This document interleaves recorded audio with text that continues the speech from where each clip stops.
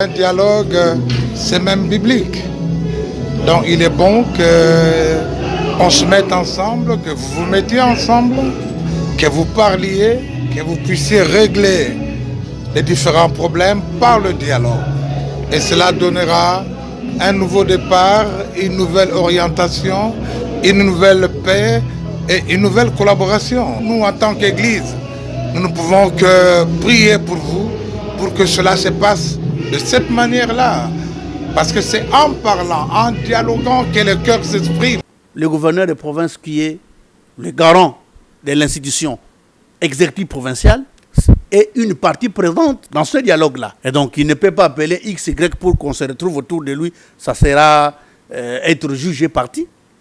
Ce sont des personnalités importantes de la province qui vont faire des consultations pour amener tous les Bakongos autour d'une table, pour dissiper les malentendus, laver le linge sale en famille et demander à tout le monde de regarder dans la même direction parce que je vous dis que le futur de notre province est rose. Moi, je le vois. Tous les conflits politiques, tous les différents politiques ne se règlent que par la négociation.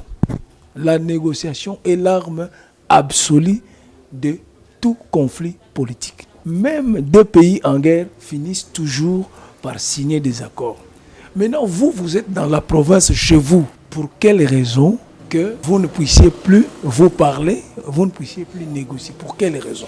Parce que vous devez vous parler, parce que vous n'allez pas vous parler pour vous-même. Vous allez parler pour le peuple. Parce que le travail que vous faites, ce n'est pas pour vous, c'est pour le peuple. Ça, c'est d'abord la première réflexion. C'est-à-dire, moi, je suis tout à fait d'accord. J'ai dit, c'est une opinion personnelle. Je pense qu'il faut aller à la table ronde. Pas avoir un cœur endurci en ne prenant que le moi.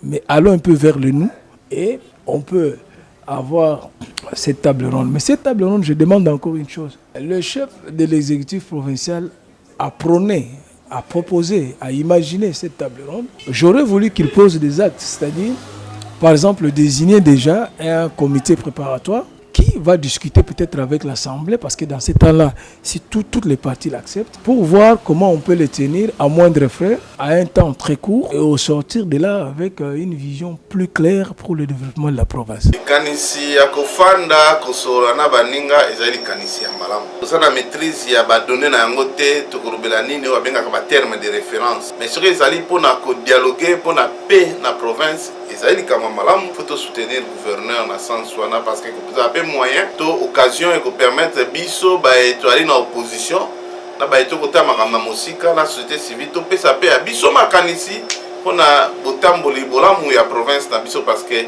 ce qui tozo contribuer te tozo tindika province na biso ekendo bele na libu kasi par rapport à makambo ekoleka na province ngai na bandi que il fallait tout ça là effort biso ba Congo parce que au niveau national dans tous les partis politiques dans toutes les structures mon Congo kama kama kokoma kofunda fototika bizaeli wana totika province kende liboso totika ba intérêt égoïste totika gouverneur asala soki ba abus ezali tozela tango kimia ekokota tokoki kobimisa ba abus na assemblée provinciale bo ali organe de contrôle pour ça la contrôle pour ça la preuve gouverneur asali gabegie financière à gérer le boyemabe pour ça motion na bino mais na étape auto tozali il y a turbulence totika makambo ezala na kimia tozala diriger soki likambo esalemi osepelite oprésenter point de vue na yo ça la marche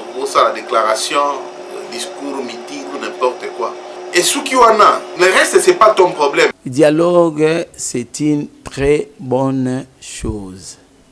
Dialogue ezali ma bete ezali elogomo ya malamu parce que sans dialogue yango ekreaka problème ba problème oyo so ozomona ba résistance ba nini c'est suite à ce que dialogue ezati biso ba ne Congo secret na biso eza l'arbre à palabre donc pour na biso pour na ngai je soutiens les dialogues parce que tous obligés tous à la unis les Bakongo ne sont pas divisés c'est un peuple qui est toujours uni yango omona ke royaume Congo ezalaki étendu tina Gabon tina nini tant ozoloba ki Congo ozokana ya Brazzaville na ya Angola na balini tout le monde se retrouve. C'est pour dire que nous sommes un peuple uni. Donc tous ate ke o yaza di bas-fleuve, o yaza di cataracte, o yaza nanani nanana.